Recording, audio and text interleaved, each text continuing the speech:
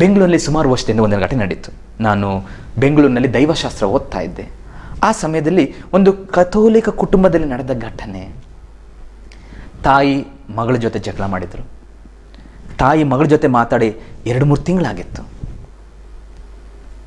ಮಗಳು ಒಂದು ದಿವಸ ಹೋಗಿ ಕೇಳ್ತಾಳೆ, ಅಮ್ಮ ಪ್ಲೀಸ್ ಅಮ್ಮ ನನ್ನನ್ನು ಮಾತಾಡಿಸಿ, ಸುಮಾರು ತಿಂಗಳಾಯಿತು, ನಾನು ತಪ್ಪು ಮಾಡಿದೆ ನಿಜ, ಎಷ್ಟು ಶಿಕ್ಷೆ ಕೊಡ್ತೀರಾ ನನಗೆ, ನನ್ನ ಒಂದೇ ಒಂದು ಸಲ ಮಾತಾಡಿಸ್ಬಿಟ್ಟು ನನ್ನ ಕ್ಷಮಿಸಿದ್ದೀನಿ ಅಂತ ಹೇಳಿ ಸಾಕು ನನಗೆ. ಅಮ್ಮ ಮಾತಾಡಲಿಲ್ಲ. 2-3 ಸಲ ಕೇಳಿದ್ಲು. ಕೊನೆಗೆ ಅವಳು ತನ್ನ ರೂಮ್ಗೆ ಹೋದ್ಲು, ಒಂದು ಪತ್ರ ಬರೆದ್ಲು. ಅಮ್ಮ, ನಾನು ಸುಮಾರು ಸಲ ಬಂದೆ, ನಿಮ್ಮನ್ನ ಕ್ಷಮೆ ಕೇಳಿದೆ, ನನಗೆ ನಿಮ್ಮ ಜೊತೆ ಆ ಸಂಬಂಧ ಪುನಃ ಬಾಂಧವ್ಯನ ಬೆಸೆಬೇಕು ಅಂತ ತುಂಬ ಆಸೆ ಇತ್ತು, ಆದರೆ ನೀವು ನನಗೆ ಅವಕಾಶ ಕೊಡಲಿಲ್ಲ ಅಮ್ಮ, ಅದಕ್ಕಾಗಿಯೇ ನಾನು ನನ್ನ ಜೀವನ ನಿರ್ನಾಮ ಮಾಡ್ತಾ ಇದ್ದೇನೆ ಅಂತ ಹೇಳಿ ಆಕೆ ನೇಣು ಹಾಕ್ಕೊಂಡ್ಳು. ಕ್ಷಮೆ ಇಲ್ಲದ ಕ್ರೈಸ್ತ ಜೀವನ ನಾನು ಯಾವುದಕ್ಕೆ ಹೋಲಿಸಲಿ?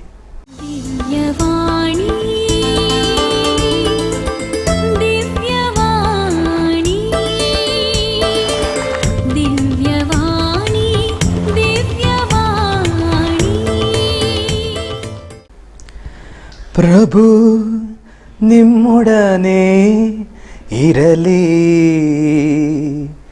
ನಿಮ್ಮ ಆತ್ಮದೊಡನೆಯೂ ಇರಲಿ. ಯೋವಾನನು ಬರೆದ ಪವಿತ್ರ ಶುಭ ಸಂದೇಶದಿಂದ ವಾಚನ. ಪ್ರಭು ನಿಮಗೆ ಮಹಿಮೆ ಸಲ್ಲಲಿ. ಮರುದಿನ ಮುಂಜಾನೆ ಅವರು ಮತ್ತೆ ಮಹಾದೇವಾಲಯಕ್ಕೆ ಬಂದರು. ಜನರು ಸುತ್ತಲೂ ಬಂದು ನೆರೆಯಲು ಯೇಸು ಕುಳಿತುಕೊಂಡು ಬೋಧಿಸತೊಡಗಿದರು. ಆಗ ಧರ್ಮಶಾಸ್ತ್ರಿಗಳು ಫರಿಸಾಯರು ಒಬ್ಬ ಹೆಂಗಸನ್ನು ಅಲ್ಲಿಗೆ ಕರೆತಂದರು. ಅವಳು ವ್ಯಭಿಚಾರ ಮಾಡುತ್ತಿದ್ದಾಗಲೇ ಸಿಕ್ಕಿ ಬಿದ್ದಿದ್ದಳು.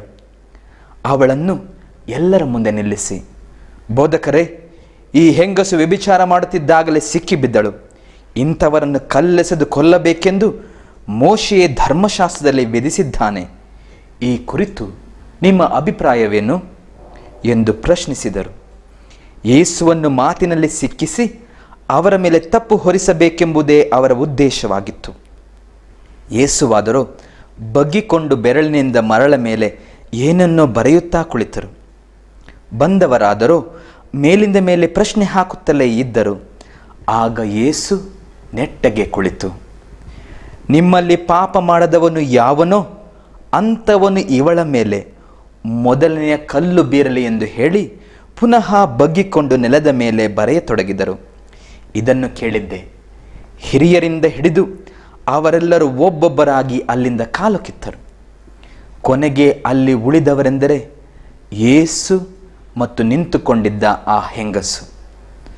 ಆಗ ಯೇಸು ತಲೆ ಎತ್ತಿ, ತಾಯಿ, ಅವರೆಲ್ಲ ಎಲ್ಲಿ? ನಿನಗೆ ಯಾರೂ ಶಿಕ್ಷೆ ವಿಧಿಸಲಿಲ್ಲವೇ ಎಂದು ಕೇಳಿದರು. ಅವಳು, ಇಲ್ಲ ಸ್ವಾಮಿ ಎಂದಳು. ಯೇಸು ಅವಳಿಗೆ, ನಾನು ನಿನಗೆ ಶಿಕ್ಷೆ ವಿಧಿಸುವುದಿಲ್ಲ, ಹೋಗು, ಇನ್ನು ಮೇಲೆ ಪಾಪ ಮಾಡಬೇಡ ಎಂದರು. ಪ್ರಭುವಿನ ಶುಭ ಸಂದೇಶ. ಕ್ರಿಸ್ತರೇ ನಿಮಗೆ ಸ್ತುತಿಸಲಿ. ಪ್ರಭು ಕ್ರಿಸ್ತರಲ್ಲಿ ಒಲವಿನ ಸಹೋದರ ಸಹೋದರಿಯರೇ, ಸುಮಾರು ವರ್ಷಗಳ ಹಿಂದೆ ಐರ್ಲೆಂಡ್ನಲ್ಲಿ ಒಂದು ಘಟನೆ ನಡೆಯಿತು. ಸಣ್ಣ ಕುಟುಂಬ, ತಂದೆ ಕೆಲಸ ಮಾಡ್ತಾ ಇದ್ದ, ಕೆಲವು ವರ್ಷಗಳಿಂದ ಅವನಿಗೆ ರಿಟೈರ್ಡ್ ಆಗಿತ್ತು. ಮಗಳು ಡಿಗ್ರಿ ಓದ್ತಾ ಇದ್ಲು. ಆ ಸಂದರ್ಭದಲ್ಲೇ ಮಗಳು ಕೆಟ್ಟ ಸ್ನೇಹಿತರ ಸಹವಾಸದೊಂದಿಗೆ ಮನೆ ಬಿಟ್ಟು ಓಡಿ ಹೋಗ್ತಾಳೆ. ಮನೆ ಬಿಟ್ಟು ಓಡಿ ಹೋಗಿ ಏನಾದಳೋ ವಿಷಯ ಗೊತ್ತಿಲ್ಲ. ತಂದೆ ಮಾತ್ರ ಮನೆಯಲ್ಲಿ ಕಾಯ್ತಾ ಕೂತಿದ್ದಾನೆ.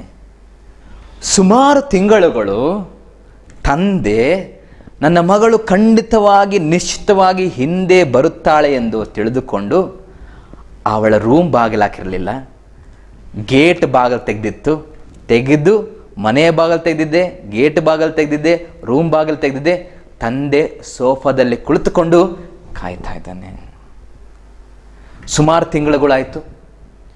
ಮಗಳು ಏನೇನು ಕೆಟ್ಟದನ್ನು ಅನುಭವಿಸಬೇಕು ಎಲ್ಲನೂ ಅನುಭವಿಸಿದ್ಲು. ಕೊನೆಯಲ್ಲಿ ಅವಳು ತಿಳ್ಕೊಳ್ತಾಳೆ, ನನ್ನ ತಂದೆ ಎಷ್ಟು ಪ್ರೀತಿಯುಳ್ಳವರು, ನನ್ನ ತಂದೆ ನನ್ನ ಎಷ್ಟು ಪ್ರೀತಿಸ್ತಾರೆ, ನನ್ನ ತಂದೆ ನನಗೋಸ್ಕರ ಎಷ್ಟು ಕೆಲಸ ಮಾಡಿದ್ದಾರೆ, ತನ್ನನ್ನೇ ಅರ್ಪಿಸಿಕೊಂಡಿದ್ದಾರೆ. ನಾನಾದರೂ ಈ ಥರ ಜೀವಿಸ್ತಾ ಇದ್ದೇನೆ ಅಂತ ಹೇಳಿ ಅವಳು ತನ್ನನ್ನು ತಾನೇ ನೋಡ್ಕೊಳ್ತಾಳೆ. ಹೇಳ್ತಾಳೆ, ಇಲ್ಲ, ನಾನು ವಾಪಸ್ ನನ್ನ ತಂದೆ ಹತ್ರ ಹೋಗ್ತೇನೆ, ಅವ್ರು ಖಂಡಿತ ನನ್ನ ಕ್ಷಮಿಸ್ತಾರೆ, ನಾನು ಹೋಗ್ತೇನೆ. ಅವಳು ರಾತ್ರಿ ಬರ್ತಾಳೆ. ರಾತ್ರಿ ಅವಳು ತಿಳ್ಕೊಂಡಿರ್ತಾಳೆ ನನ್ನ ತಂದೆ ಮಲಗಿರ್ತಾರೆ, ನಾನು ಮೆತ್ತಗೆ ರೂಮ್ಗಳಿಗೆ ಹೋಗಿ ಕೋಣೆಯೊಳಗೆ ಹೋಗಿ ನಾನು ಬಾಗಿಲ್ಕೊಬಿಡ್ತೇನೆ. ಗೇಟು ಬರ್ತಾಳೆ, ಗೇಟ್ ತೆಗೆದಿದೆ. ನಿಧಾನವಾಗಿ ಮನೆಗೆ ಎಂಟ್ರ್ ಆಗ್ತಾಳೆ, ಬಾಗಿಲು ಕೂಡ ತೆಗೆದಿದ್ದೆ. ಅವಳು ಕಾಲು ಇಟ್ಟ ತಕ್ಷಣ ಅಪ್ಪನಿಗೆ ಗೊತ್ತಾಯ್ತು ನನ್ನ ಮಗಳು ಬಂದಾಳೆ. ಅಪ್ಪ ಓಡಿ ಹೋಗ್ತಾನೆ. ಅಪ್ಪ ತಬ್ಬಿಕೊಂಡು ತೊಡೆ ಮೇಲೆ ಕೂರಿಸ್ಕೊಂಡು, ಐರಿಷ್ ಭಾಷೆಯಲ್ಲಿ ಈ ಪ್ರೀತಿಯಿಂದ ನಾವು ಸಂಬೋಧಿಸುವ ಪದ 22 ಪದ 23 ಪದ ಇದೆಯಂತೆ. ಅದೆಲ್ಲ ಪದವನ್ನು ಅವನು ಹೇಳಿ, ಮಗಳೇ ನಾನು ನಿನ್ನ ಕ್ಷಮಿಸ್ತೀನಿ, ನಿನಗೋಸ್ಕರ ಕಾಯ್ತಾ ಇದ್ದೀನಿ ಅಂತ ಅಪ್ಪ ಬಿಕ್ಕಿ ಬಿಕ್ಕಿ ಅಳ್ತಾನೆ. ಮಗಳು ತೊಡೆ ಮೇಲೆ ಕೂತ್ಕೊಂಡು, ಅಪ್ಪ ನಾನು ನಿಮ್ಮಿಂದ ದೂರ ಹೋಗ್ಬಿಟ್ಟೆ, ಆದರೂ ನೀವು ನನಗೋಸ್ಕರ ಕಾಯ್ತಾ ಇದ್ರಿ ಅಲ್ವಾ, ಅದಕ್ಕೆ ನಾನು ನಿಮಗೆ ಸಲ್ಯೂಟ್ ಹೊಡಿತೇನೆ, ಅದಕ್ಕೋಸ್ಕರ ನಾನು ಬಂದೆ. ಪ್ರಭು ಕ್ರಿಸ್ತರು ಶುಭ ಸಂದೇಶದಲ್ಲಿ ಆ ತಪ್ಪು ಮಾಡಿದ ಮಹಿಳೆಯ ತಪ್ಪು ಬಗ್ಗೆ ಒಂದು ಮಾತನ್ನು ಕೇಳಲಿಲ್ಲ. ಈ ತಂದೆ ಕೂಡ ಒಂದು ಮಾತು ಕೇಳಲಿಲ್ಲ. ಐರ್ಲೆಂಡಲ್ಲಿ ನಿಜವಾಗಿ ನಡೆದ ಘಟನೆ ಇದು. ದೇವರು ನಮಗೂ ಕೂಡ ಕ್ಷಮಿಸ್ತಾರೆ.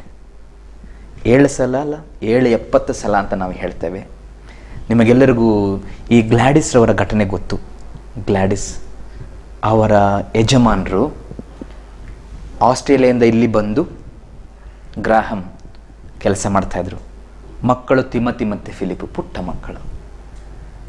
ಕೆಲವು ವಿಶ್ವ ಹಿಂದೂ ಸಂಘಟನಾಕಾರರು ಅಂದು ರಾತ್ರಿ ಅವರ ಜೀಪಿಗೆ ಬೆಂಕಿ ಹಾಕಿ, ಸೀಮೆಣ್ಣೆ ಸುರಿದು ಬೆಂಕಿ ಹಾಕಿ ಅವನ್ನ ಸಜೀವವಾಗಿ ದಹನ ಮಾಡ್ತಾರೆ. ಸುಮಾರು ದಿನಗಳ ನಂತರ ಈ ಗ್ಲಾಡಿಸ್ ಅವ್ರನ್ನ ಒಂದು ಮೀಟಿಂಗ್ಗೆ ಕರೆದ್ರಂತೆ. ಮೀಟಿಂಗ್ಗೆ ಕರೆದು ಗ್ಲಾಡಿಸ್ ಅವ್ರನ್ನ ಮಾತಾಡೋದಕ್ಕೆ ಹೇಳಿದ್ರಂತೆ.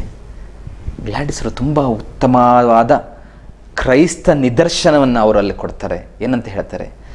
ಕ್ರೈಸ್ತರಾದ ನಮಗೆ ಕ್ಷಮೆ ಎನ್ನುವುದು ಆಯ್ಕೆಯಲ್ಲ, ಕ್ಷಮೆ ಎನ್ನುವುದು ಕಟ್ಟಳೆ.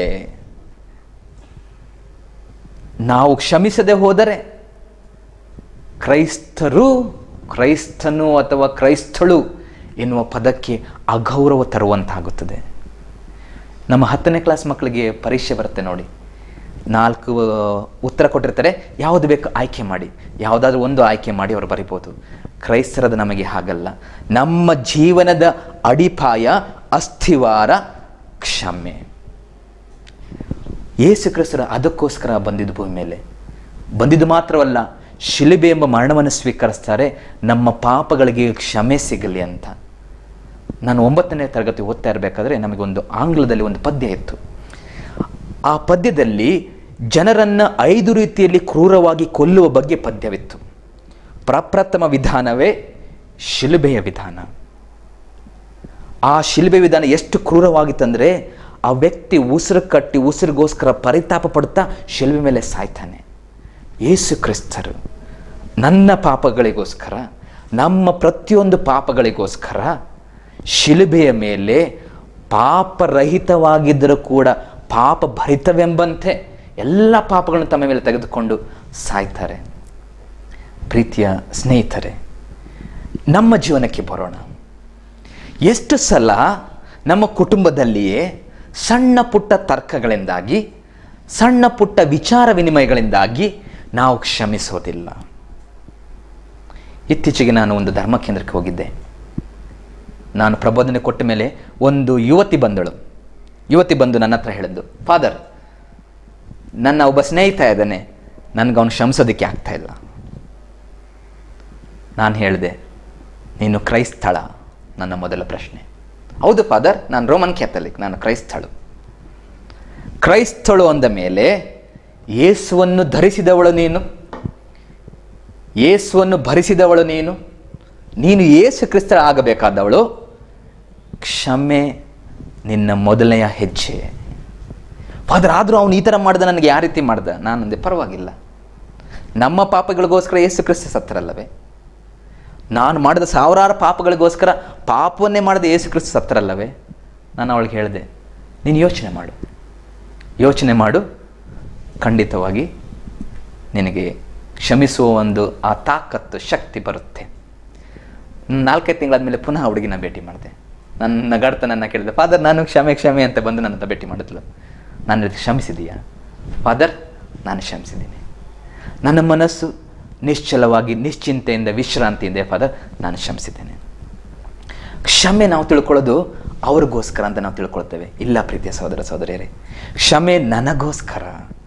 ನಾನು ನನ್ನ ಮನಸ್ಥಿತಿ, ನನ್ನ ಮನಸ್ಸಿನ ಪರಿಸ್ಥಿತಿ ಕಳಂಕರಹಿತವಾಗಿ ನಿಶ್ಚಲವಾಗಿ ಶಾಂತವಾಗಿರಬೇಕಾದ್ರೆ ನಾನು ಕ್ಷಮಿಸಬೇಕು. ಕ್ಷಮಿಸೋದ್ರಿಂದ ಅವರಿಗಿಂತ ಹೆಚ್ಚಾಗಿ ನನಗೆ ಒಳ್ಳೆಯದು. ಇಂದು ಶುಭ ಸಂದೇಶದಲ್ಲಿ ನೋಡಿ, ಯೇಸು ಕ್ರಿಸ್ತರ ಆ ವ್ಯಭಿಚಾರಣೆ ತಪ್ಪುಗಳನ್ನು ಒಪ್ಪುಗಳನ್ನು ಒಂದನ್ನು ಅವರು ನೆನೆಸ್ತೆ ಅವಳಿಗೆ ಕ್ಷಮೆ ಕೊಟ್ಟರು. ಅಮ್ಮ, ನಾನು ನಿನಗೆ ಶಿಕ್ಷೆ ವಿಧಿಸೋದಿಲ್ಲ, ಇನ್ನು ಮೇಲೆ ಪಾಪ ಮಾಡಬೇಡ. ಆ ಕ್ಷಮೆ ಇಲ್ಲದ ಜೀವನ ಅವಳ ಜೀವನದಲ್ಲಿ ತುಂಬ ಇತ್ತು. ಅದಕ್ಕೆ ಅವಳು ಕುಗ್ಗಿದ್ದಳು. ಯೇಸು ಕ್ಷಮೆಯನ್ನು ನೀಡಿ ಅವಳ ಪಾಪದಿಂದ ಮೇಲೆ ಎತ್ತುತ್ತಾರೆ. ನಮಗೂ ಅದನ್ನೇ ದೇವರು ಮಾಡೋದು. ನಮ್ಮ ಮನಸ್ಸಿನಲ್ಲಿ ಆ ಪಾಪದ ಪ್ರಜ್ಞೆಯನ್ನು ದೇವರು ಮೂಡಿಸ್ತಾರೆ. ಆಗ ನನಗೆ ಅರ್ಥವಾಗುತ್ತೆ, ನಾನು ಇದರಿಂದ ದೂರ ಬರಬೇಕು. ಹರಿಷಡ್ವರ್ಗ ಅಂತ ಹೇಳ್ತೇವೆ ಕನ್ನಡದಲ್ಲಿ. ಕಾಮ, ಕ್ರೋಧ, ಲೋಭ, ಮೋಹ, ಮದ, ಮತ್ಸರ. ನಾನು ಯಾವಾಗ ಅಹಂಕಾರದಿಂದ ತುಂಬಿರ್ತೇನೋ ಈ ಹರಿಷಡ್ವರ್ಗಗಳು ನನ್ನಲ್ಲಿ ಮನೆ ಮಾಡಿ ನಾನು ಅಂತ ಜೀವಿಸ್ತೇನೆ. ಆಗ ಕ್ಷಮೆಗೆ ಅಲ್ಲಿ ಅರ್ಥವೇ ಇರೋದಿಲ್ಲ. ಪ್ರೀತಿಯ ಸಹೋದರ ಸಹೋದರಿಯರೇ, ನಮಗೆಲ್ಲರಿಗೂ ಗೊತ್ತು, ಸಂತರಾದ ದ್ವಿತೀಯ ಜಾನ್ ಪಾಲ್ ಅವರ ಜೀವನದಲ್ಲೂ ಕೂಡ ಈ ಘಟನೆ ನಾವು ನೋಡಿದ್ವಿ. ಮೊಹಮ್ಮದ್ ಅಲಿ ಅಕ್ಕ ಅನ್ನೋನು ಗುಂಡೇಟು ಹೊಡೆದಾಗ ತದನಂತರ ಪೋಪ್ರವರು ಅವನ ಇದ್ದ ಸ್ಥಳದಲ್ಲಿಯೇ ಹೋಗಿ ಸೆರೆಮನೆಯಲ್ಲಿ ಅವನನ್ನು ಭೇಟಿ ಮಾಡಿ ತಬ್ಬಿಕೊಂಡು, ನೀನು ನನ್ನ ಸಹೋದರ. ಇದು ಕ್ಷಮೆ, ಇದು ಕ್ರೈಸ್ತ ಜೀವನ. ಬೆಂಗಳೂರಿನಲ್ಲಿ ಸುಮಾರು ವರ್ಷದಿಂದ ಒಂದು ಘಟನೆ ನಡೀತು. ನಾನು ಬೆಂಗಳೂರಿನಲ್ಲಿ ದೈವಶಾಸ್ತ್ರ ಓದ್ತಾ ಇದ್ದೆ. ಆ ಸಮಯದಲ್ಲಿ ಒಂದು ಕಥೋಲಿಕ ಕುಟುಂಬದಲ್ಲಿ ನಡೆದ ಘಟನೆ. ತಾಯಿ ಮಗಳ ಜೊತೆ ಜಗಳ ಮಾಡಿದರು. ತಾಯಿ ಮಗಳ ಜೊತೆ ಮಾತಾಡಿ 2-3 ತಿಂಗಳಾಗಿತ್ತು. ಮಗಳು ಒಂದು ದಿವಸ ಹೋಗಿ ಹೇಳ್ತಾಳೆ, ಅಮ್ಮ ಪ್ಲೀಸ್ ಅಮ್ಮ ನನ್ನನ್ನು ಮಾತಾಡಿಸಿ, ಸುಮಾರು ತಿಂಗಳಾಯಿತು, ನಾನು ತಪ್ಪು ಮಾಡಿದೆ ನಿಜ, ಎಷ್ಟು ಶಿಕ್ಷೆ ಕೊಡ್ತೀರಾ ನನಗೆ? ನನ್ನ ಒಂದೇ ಸಲ ಮಾತಾಡಿಸ್ಬಿಟ್ಟು ನನ್ನ ಕ್ಷಮಿಸಿದ್ದೀನಿ ಅಂತ ಹೇಳಿ ಸಾಕು ನನಗೆ. ಅಮ್ಮ ಮಾತಾಡಲಿಲ್ಲ. 2-3 ಸಲ ಕೇಳಿದ್ಲು. ಕೊನೆಗೆ ಅವಳು ತನ್ನ ರೂಮ್ಗೆ ಹೋದ್ಲು, ಒಂದು ಪತ್ರ ಬರೆದ್ಲು. ಅಮ್ಮ, ನಾನು ಸುಮಾರು ಸಲ ಬಂದೆ, ನಿಮ್ಮನ್ನ ಕ್ಷಮೆ ಕೇಳಿದೆ. ನನಗೆ ನಿಮ್ಮ ಜೊತೆ ಆ ಸಂಬಂಧ ಪುನಃ ಬಾಂಧವ್ಯನ ಬೆಸೆಬೇಕು ಅಂತ ತುಂಬ ಆಸೆ ಇತ್ತು. ಆದರೆ ನೀವು ನನಗೆ ಅವಕಾಶ ಕೊಡಲಿಲ್ಲ ಅಮ್ಮ. ಅದಕ್ಕಾಗಿಯೇ ನಾನು ನನ್ನ ಜೀವನ ನಿರ್ನಾಮ ಮಾಡ್ತಾ ಇದ್ದೇನೆ ಅಂತ ಹೇಳಿ ಆಕೆ ನೇಣು ಹಾಕ್ಕೊಂಡ್ಳು. ಕ್ಷಮೆ ಇಲ್ಲದ ಕ್ರೈಸ್ತ ಜೀವನ ನಾನು ಯಾವುದಕ್ಕೆ ಹೋಲಿಸಲಿ? ಸೈತಾನನ್ನು ಕೂಡ ಕ್ಷಮಿಸೋದಿಲ್ಲ, ನಾನು ಕ್ಷಮಿಸೋದಿಲ್ಲ. ಇತ್ತೀಚೆಗೆ ನಮ್ಮ ಜಗದ್ಗುರು ಒಂದು ಪತ್ರ ಬರೆದರು ಲತ್ತಿನ್ ಭಾಷೆಯಲ್ಲಿ, ಮಿಸರಿಕೋರ್ದಿಯೆ ವುಲ್ತುಸ್, ದೇವರ ಕರುಣೆಯ ಮುಖ ಅದರ ಅರ್ಥ. ಅದರಲ್ಲಿ ಹೇಳ್ತಾರೆ, ತಂದೆಯಾದ ಪಿತದೇವರ ಆ ದಿವ್ಯ ಕರುಣೆಯ ಮುಖದರ್ಶನ ಯೇಸು ಕ್ರಿಸ್ತರಲ್ಲಿ ಸಿಗುತ್ತೆ. ಯೇಸು ಕ್ರಿಸ್ತರೆಂದರೆ ಕರುಣೆಯ ಮೂರ್ತಿ, ಮಮತೆಯ ಮೂರ್ತಿ ಯೇಸು ಕ್ರಿಸ್ತರು. ನಾವು ಕ್ರೈಸ್ತರಾಗಿದ್ದೇವೆ. ಆ ಕರುಣೆ, ಆ ಕ್ಷಮೆ, ಮಮತೆ ನಮ್ಮಲ್ಲಿರಬೇಕು. ಅದಕ್ಕೆ ಅಲ್ವಾ 12ನೇ ಶತಮಾನದಲ್ಲಿ ಬಸವಣ್ಣವರು ಒಂದು ವಚನ ಹೇಳ್ತಾರೆ, ದಯವಿಲ್ಲ ಧರ್ಮವದಾವು ದಯ್ಯ. ಕ್ರೈಸ್ತ ಧರ್ಮದಲ್ಲಿ ದಯೆ ಎಂದರೆ ಯೇಸು ಕ್ರಿಸ್ತರು. ಪ್ರತಿಯೊಬ್ಬರಲ್ಲೂ ಆ ದಯೆ ತುಂಬಿ ತುಳುಕಬೇಕು ನಾವು ಕ್ರೈಸ್ತರು ಎನ್ನಿಸಿಕೊಳ್ಳುವುದಾದರೆ. ಪ್ರೀತಿಯ ಜನರೇ, ಈ ಕ್ಷಮೆ ಎನ್ನುವ ಗುಣ ನಮ್ಮಲ್ಲಿ ಆಳವಾಗಿ ಬೇರೂರಲಿ. ಅದು ನಮ್ಮ ಕ್ರೈಸ್ತ ಜೀವನಕ್ಕೆ ಮೆರುಗನ್ನು ಕೊಡುತ್ತದೆ, ಶೋಭೆಯನ್ನು ಕೊಡುತ್ತದೆ. ಮಾತ್ರವಲ್ಲ, ಎಂತಹ ಕಷ್ಟ ಕಾರ್ಪಣ್ಯದಲ್ಲೂ ನಾವು ಎಲ್ಲವನ್ನು ಎದುರಿಸುವ ಶಕ್ತಿ ಈ ಕ್ಷಮೆ ಕೊಡುತ್ತದೆ. ಕ್ಷಮೆ ಬಲಹೀನತೆಯ ಸಂಕೇತವಲ್ಲ, ಶಕ್ತಿ ಸಾಮರ್ಥ್ಯದ ಪವಿತ್ರಾತ್ಮಾಧೀನವಾದ ಬಾಳಿನ ಸಂಕೇತ ಆ ಕ್ಷಮೆ. ಆ ಕ್ಷಮೆ ನಮ್ಮೆಲ್ಲರದಾಗಲಿ. ನಾವು ಕೂಡ ಕ್ಷಮೆಯುಳ್ಳ ಜೀವನವನ್ನು ನಡೆಸೋಣ. ಒಂದು ಕ್ಷಣ ಮೌನವಾಗಿ ಕಣ್ಮುಚ್ಚಿ ಪ್ರಾರ್ಥಿಸೋಣ. ಪ್ರಭುವೇ, ಅನೇಕ ಸಲ ನಾವು ಅನೇಕರನ್ನು ನಾವು ಕ್ಷಮಿಸೋದಿಲ್ಲ. ನಮ್ಮ ಜೀವನದಲ್ಲಿ ಬರುವ ತಂದೆ ತಾಯಿಗಳಾಗಬಹುದು, ಸಹೋದರ ಸಹೋದರಿಯರಾಗಬಹುದು, ಬಂಧು ಮಿತ್ರರಾಗಬಹುದು, ಅಹಂಕಾರದಿಂದ ನಾನು ಎನ್ನುವ ಗರ್ವದಿಂದ ಬೀಗಿ ಅವರನ್ನು ನಾನು ಕ್ಷಮಿಸೋದಿಲ್ಲ. ಈ ಕ್ಷಮೆಯಿಂದ ಅವರನ್ನು ದೂರ ತಳೆದ ಅನೇಕ ಪ್ರಸಂಗಗಳು, ಸನ್ನಿವೇಶಗಳು ನನ್ನ ಜೀವನದಲ್ಲೇ ಇವೆ. ಇಂದಿನಿಂದ ದೇವರೇ, ನಾನು ಕ್ಷಮಿಸುವ ವ್ಯಕ್ತಿಯಾಗುವಂತೆ ನನ್ನನ್ನು ಬದಲಾಯಿಸಿರಿ. ಕ್ಷಮೆ ನನ್ನ ಕರ್ತವ್ಯ ಮಾತ್ರವಲ್ಲ, ನೀವು ನನಗೆ ಕೊಟ್ಟಿರುವ ಕಟ್ಟಳೆ, ನನಗೆ ಕೊಟ್ಟಿರುವ ಆಜ್ಞೆ. ನಾನು ಎಲ್ಲರನ್ನೂ ಪ್ರೀತಿಯಿಂದ ಸ್ವೀಕರಿಸಿ ಎಲ್ಲರನ್ನು ಕ್ಷಮಿಸುವಂಥ ಮನೋಭಾವವನ್ನು ನನಗೆ ಕರುಣಿಸಿರಿ. ನಮ್ಮ ಪ್ರಭು ಯೇಸು ಕ್ರಿಸ್ತರ ನಾಮದಲ್ಲಿ ನಿಮ್ಮನ್ನು ಪ್ರಾರ್ಥಿಸುತ್ತೇವೆ. ಆಮೆನ್.